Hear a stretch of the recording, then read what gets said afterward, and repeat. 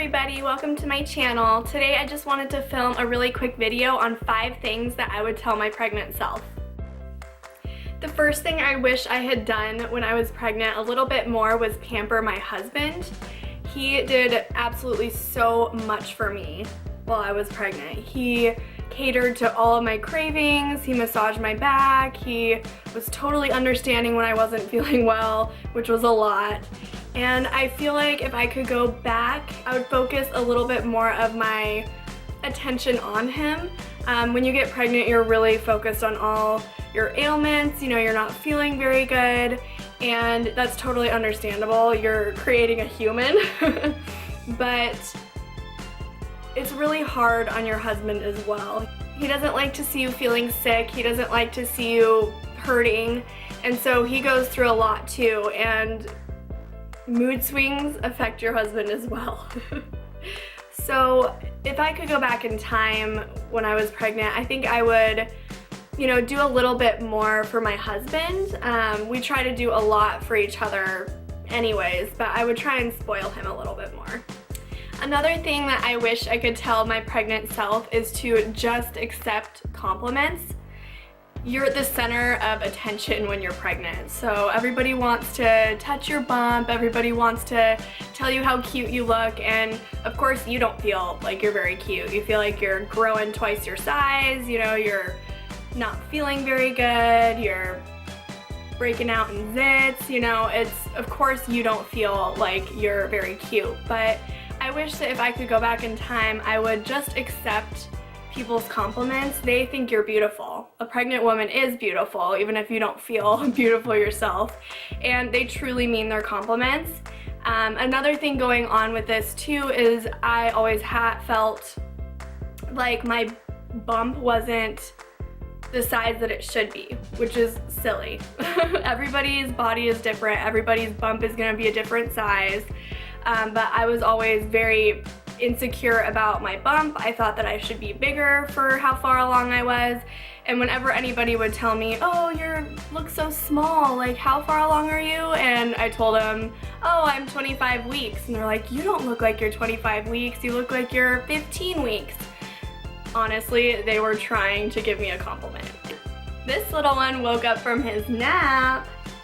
He was screaming and crying and saying, Mama, how come you're ignoring me, huh? Say hi friends. The third thing that I wish I could tell my pregnant self is to give in to all the cravings that you desire, but not too much. I'm the person that gave in way too much to my cravings, and I would suggest backing off a little bit. Like, instead of an entire bag of Twizzlers, maybe give yourself 2 or 3, just to kind of help control that weight gain. There's nothing wrong with eating sweets and giving into your cravings, but just in terms of losing the weight afterwards or not putting on too much weight, I would suggest, allowing yourself those cravings, but in moderation, and kind of backing off a little bit. My fourth thing is that I wish that I wouldn't have compared my pregnancy to other pregnancies as much. YouTube is absolutely awesome for going online and looking up, whatever your gestational age is, and you can watch videos on other people's experiences during that week, and it's really beneficial, and I would highly recommend doing it. But I would also take what you see with a grain of salt, because everybody's pregnancy is different. Everybody's belly size is gonna be different.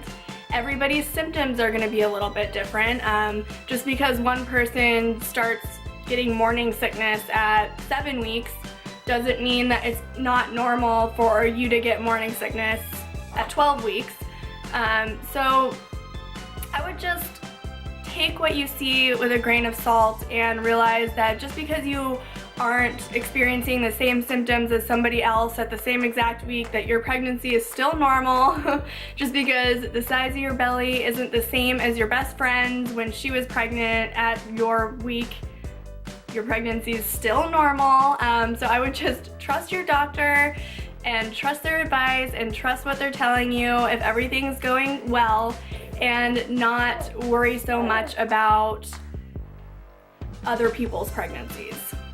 There are so many more things that I wish I could tell myself, my pregnant self, but this is my 5th and final one that I'm going to share with you guys, and that is to just relax and just to enjoy as much as you can. That is, just to enjoy as much as you can that 9 months that you're pregnant. It's really a cool experience. Of course, there's a lot of not feeling good, there's a lot of changes going through your body, there's a lot of hormonal changes, and that can be really hard. And I'm not saying pregnancy is easy, because it's not at all. It's not a piece of cake.